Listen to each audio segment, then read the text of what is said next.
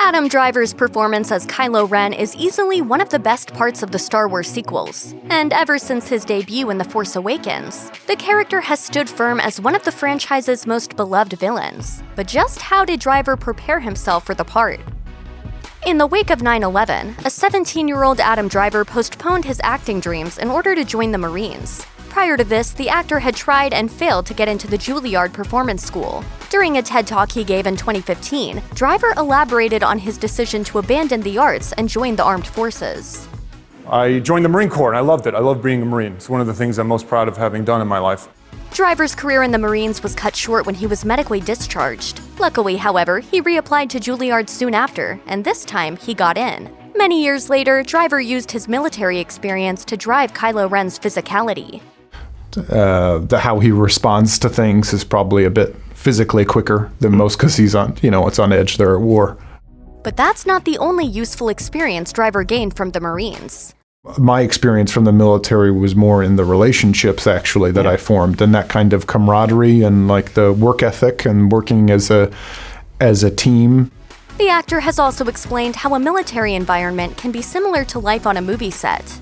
There's somebody in charge who knows what they're doing, the director, and when they know what they're doing, what you're doing feels kind of exciting and important, and when they don't, it feels like a waste of time. One thing that many people assume about Adam Driver is that he can be a pretty intense guy on set. And while some of his Star Wars co-stars are known for enjoying a laugh or two on set, Driver has garnered a reputation for being almost as brooding as Kylo Ren himself. In an interview with Radio 1, Driver's co-star John Boyega explained, "I think when he's on set as Kylo Ren, the dark side of the Force likes to capture him sometimes." Speaking about their time filming The Last Jedi, Star Wars veteran Mark Hamill told Vanity Fair, "He's very moody and intense. I remember saying to Adam, I don't know how you work or your technique. All I'm suggesting is, if you'd like, maybe we could go to lunch, we could get together and hang out." But Driver insists this wasn't part of his process. He just likes to stay in the zone between takes. The actor told Vulture, "I like to stay focused on set, but it's not because I have a process that I'm imposing on everybody else. Sometimes you have to be more focused in between scenes because it's pure comedy in between takes." One way Driver did that was by sometimes staying in character as Ren after the camera stopped rolling, even though he's not usually a method actor. The fact is that Kylo Ren is a complex and serious character, so for his scenes, jokes with Driver's castmates had to come second to his performance. Driver's co-star Donal Gleason later explained, "There's enough going on already without adding in knock-knock jokes. Depending on the day, Adam is hilarious, but he's always good." Starring in a franchise as huge and beloved as Star Wars is always going to come with an overwhelming amount of pressure. When Driver first began work on 2015's The Force Awakens, he found that dealing with that pressure was a matter of simply not thinking about it. Well, I think with the first one, it was more terror or denying that, there's a Millennium Falcon. You're like, oh, okay, put it out of your mind and just focus on the story.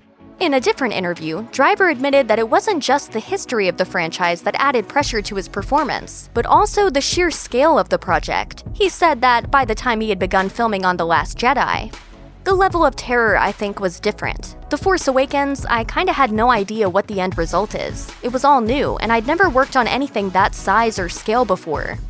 Fortunately, when it came time to return to Kylo Ren for The Last Jedi, he felt comfortable enough with the character and the world that he was able to unwind a little. Driver explained, "The second time I just knew more, so whenever you kind of know more, for me, I relaxed a little bit."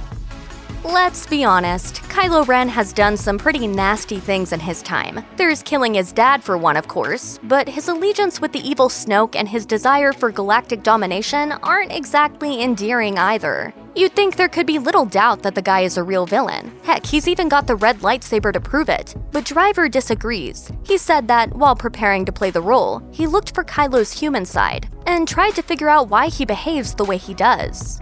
Through JJ, kind of hearing what he had to say about him, tried to hopefully make him as human as possible. In an interview with Empire magazine, Driver explained that part of the reason for his character's questionable morals is that he's a fanatic. He said, "When they think of their actions as morally justified, it makes them dangerous and unpredictable. I never thought of the character as an evil person." Driver also lays some of the blame on Kylo's parents, Han Solo and Leia Organa, and their obsession with the rebellion's cause, a cause Ben Solo didn't necessarily connect with. Driver told Entertainment Weekly, "Looking around and not seeing yourself and not identifying with what's around you, I think affects how we behave."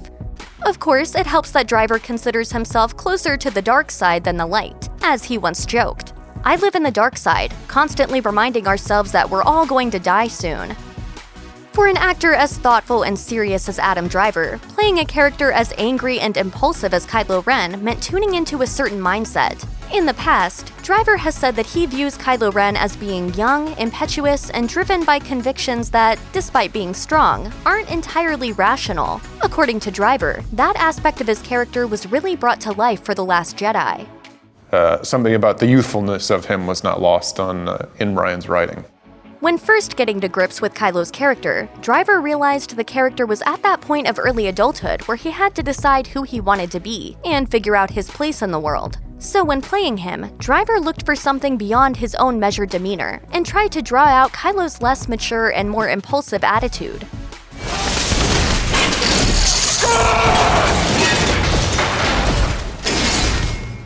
And when it came to accessing the anger he needed for Kylo's explosive bursts, one thing seems to have worked in particular. I just think about taxes and traffic, and I'm there. Even the best theater school in the world can't prepare you for every acting challenge, and Driver struggled with one major aspect of life in the Star Wars universe, the green screen. The actor told Seth Meyers that it can be pretty difficult to get into character as a fearsome villain when you're stuck in front of a green screen on an empty backlot. But you're standing in front of the screen and they're like, "Trust us, your lightsaber is working." You know? Yeah. Or there's space behind you. It looks really cool. One thing that helped Driver better connect to Kylo's world was actually watching the final product. Driver has said that normally he doesn't watch the movies he's in, as it makes him feel too self-conscious, and can interfere with his ability to embody his character in the moment. However, he made an exception for Star Wars, because he wanted to see what Kylo was experiencing while Driver was acting against those green screens. He told Esquire, "Part of the impulse in wanting to see it is because there's so much visual going on that I didn't know what was happening." Driver added that seeing The Force Awakens helped him understand the world of Star Wars and reassured him that he was on the right track. So much so, in fact, that he almost decided he didn't need to watch The Last Jedi. The first item on any Darksider's checklist is a good old-fashioned scary mask, even if it's meant more for intimidating people than it is for, say, life support. And while Kylo Ren's mask might help him tap into his villainous side, Driver himself found that the headgear was more of a hindrance than a help when it came to playing the role. He even described the costume as the hardest part of returning to the character for The Last Jedi, saying that working with the mask is especially challenging because it badly limits his vision. It's terrible, yeah. But to this day, I still don't know who's in the movie because I haven't seen anybody.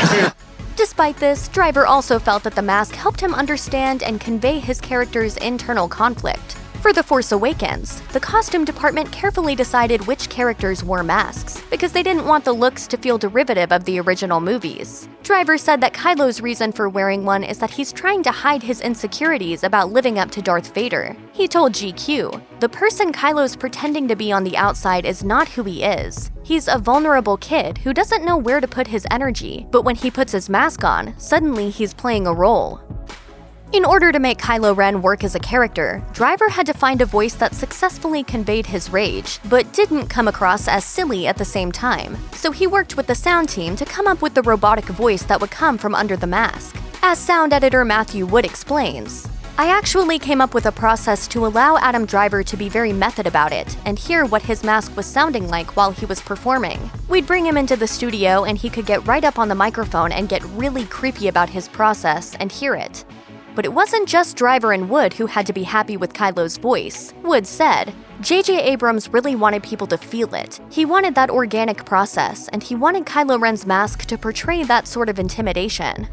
However, once on set, Abrams apparently changed his mind about the voice they'd worked on. During one interview, Driver's co-star Oscar Isaac recalled that the first scene both actors shot together was a torture scene, but things didn't go entirely to plan.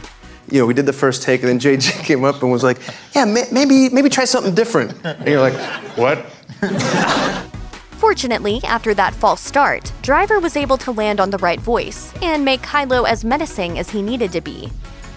As a 6'3" former Marine, Driver was no stranger to the physicality required of a force-wielding warrior, but he still had to hit the gym to prepare for the role. And he made some friends doing so too. Shane Finn, who owned a gym in Kerry, Ireland, met the actor as he prepared for shooting on The Last Jedi. Finn described Driver as one of the nicest guys who had ever trained at the gym, and said that the actor made a particular effort to thank the staff for their help during his training. Driver's hard work paid off too, inspiring The Last Jedi director Rian Johnson to introduce the shirtless scene that has since passed into Star Wars legend. Speaking with W Magazine, John said, "He knew he looked good. Adam looks so damn good because he'd been training hardcore for the past 6 months for those fight scenes. I'm like, he looks so good, we should put him up there." Driver's shirtless scene lived on even after the movie left cinemas, thanks to a viral sensation that came to be known as the Kylo Ren challenge. Fans, internet lurkers, and even John Mayer posted photos of themselves shirtless, wearing the same kind of eyebrow-raising, high-waisted pants that Driver wore for the scene. By far, the best part about being in Star Wars is getting to play around with lightsabers. Just ask Ewan McGregor. To begin with, it was quite difficult not to make the sound. Yeah. And also when it goes away, because it makes that nice noise.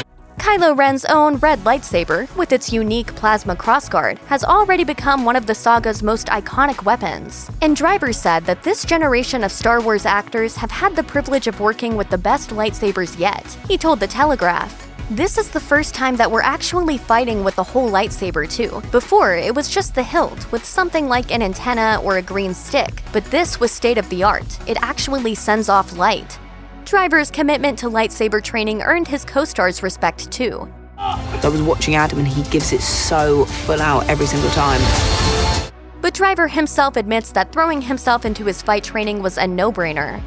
It's just rigorous in a great way. And these stunt guys are very disciplined, so you can't half-ass it. Luckily for the cast, mastering the moves for The Force Awakens made preparing for The Last Jedi just a little easier. Speaking with Screenslam, Driver said, "Because we started Last Jedi almost a month after we finished The Force Awakens, that kind of vocabulary was still in our bodies, so it made things easier, a little bit faster. But the rigor of doing it was maybe more intense for this one." Check out one of our newest videos right here. Plus, even more Looper videos about your favorite movies are coming soon. Subscribe to our YouTube channel and hit the bell so you don't miss a single one.